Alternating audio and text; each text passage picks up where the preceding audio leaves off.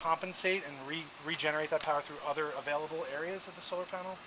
And it's also going to gather sunlight, when it's fully cloudy out and there's not a lot of sunlight available. It's still going to gather more sunlight than a panel like that will.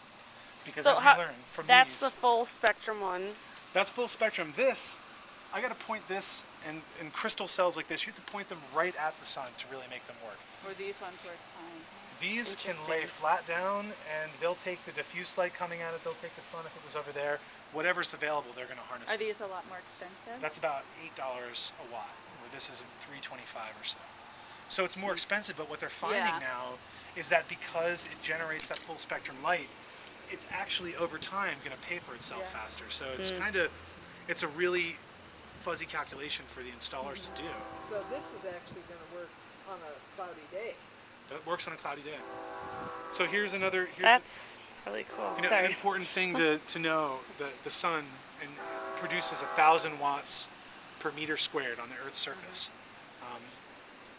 on a day where it's really cloudy outside, the sun's probably producing 300 to 400 watts per meter squared, and this will still be able to generate a good amount of that 300 to 400 watts that are available.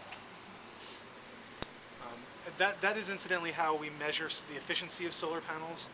If let's say you're standing in this square of concrete there. We'll say that's about a meter or so. It's a little bigger than a meter, but if that was a meter and the solar panel was of that same surface area, and we'll say that solar panel is a 200 watt solar panel. What they're saying is they would also refer to that 200 watt solar panel as 20% efficient, because it's able to generate 200 watts of the 1,000 watts that are hitting that area.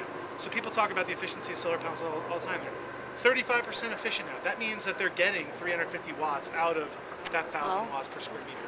And that's about the ceiling right now for renewables.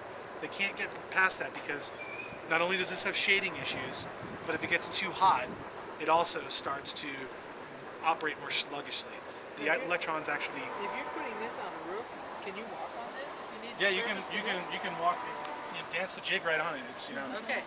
I mean, it's that's a good question, if though. you're putting it down flat on your roof, and you have to access the roof to repair something, you can walk. You can. This is this semiconductor is actually even different than the one on the roof. This is generally they call this technology amorphous silicon because it's flexible. But the stuff that's on your roof is it's the same semiconductors on the space station. It's gallium arsenide is the semiconductor That's that they kind of use in interesting. those. This is actually copper indium. This is a different semiconductor than these here. This is actually silicon and boron and phosphorus that they use to make these semiconductors work. But it's really cool. That stuff is amazing because they lay it down. It's got a Teflon base to it, so it's extremely durable.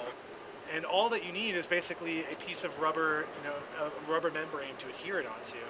And you can just lay it flat all over your roof. People wouldn't even know there's solar there. See, and the high school roof, I don't know what it's over the gym, but this is rubber membrane. Yeah. This is what? Rubber membrane on the top. Oh. It's supposed to have a 50-year life to it. Yeah. And that's exactly why, Portland. So you could just put that right over. Yeah. Yep. Wonder why we Cement it chose down. not to go. No, it's more Price. expensive and it's, Right. yeah. And this is the new. That's true. Yeah, this stuff, more time tested, 20-year warranty. This stuff is, it's also been around a long time, but more pricey. They haven't really, the calculations aren't out there enough yet to say, like, this is the way for everybody to go. This is getting cheap enough that, you can put it just about anywhere. And it's going to be that way for a little while. But this is the kind of stuff that they're spraying it onto cars. There's a company in California called Nano Solar. And what Nano Solar done is they basically liquefied solar. They can put it into a bubble jet printer and they can print it out onto anything.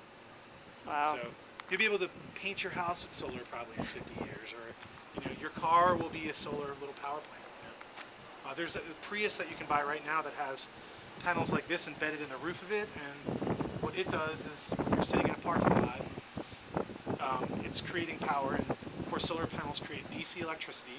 So any DC device where you don't need to store to a battery, you can run it. So think about how annoying it is when it's really hot outside and you get in your car and it's like scalding hot in there. But how much power would it take to make a little fan like this push the hot air out of your car?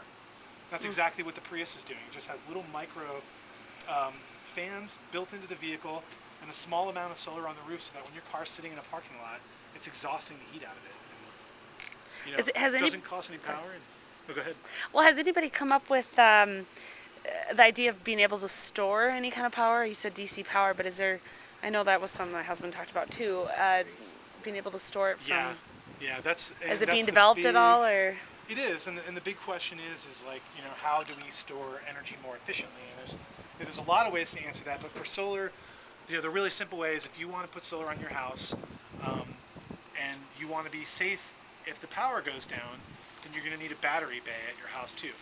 The school, if the power goes out here, even though you have solar panels on the roof and it was a bright sunny day, if the power goes down, you're not putting that back to the grid. It's not going anywhere. They're just useless. But if the power goes down and you have battery backup, then it's going to always charge your batteries, and you're always going to have power. So in your there, house to that draw. technology is there.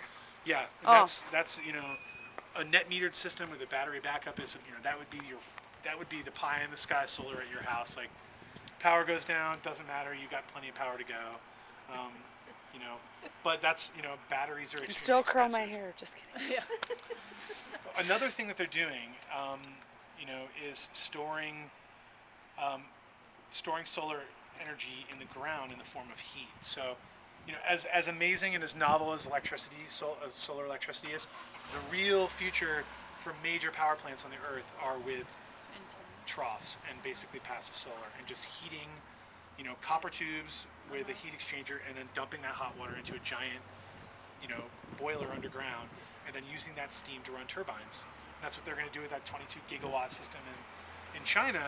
They're just going to turn a whole bunch of steam into electricity. And They just basically call it geothermal, only it isn't really geothermal. They're just going to retrieve the heat. yeah, they're just going to keep taking the heat, and they can actually, you generate enough heat during the day. They can store that heat in the ground and in boilers, keep it hot overnight, or they can use salt batteries, which will allow the heat to retain a higher temperature heat for longer periods of time. But for solar energy certainly has that hurdle to get over, and right now, batteries are the way they're going. But the problem is, solar is going to find itself in a very dangerous situation if it's because it's doing a lot right now to become more efficient as an industry. Because everybody says, is it more efficient to make solar panels, than to just do it the way we're doing it? Are we saving energy by extracting a whole bunch of other things and making solar panels out of them? And in fact, yes, they're sorry. doing it for less and less money, and they're using more and more material.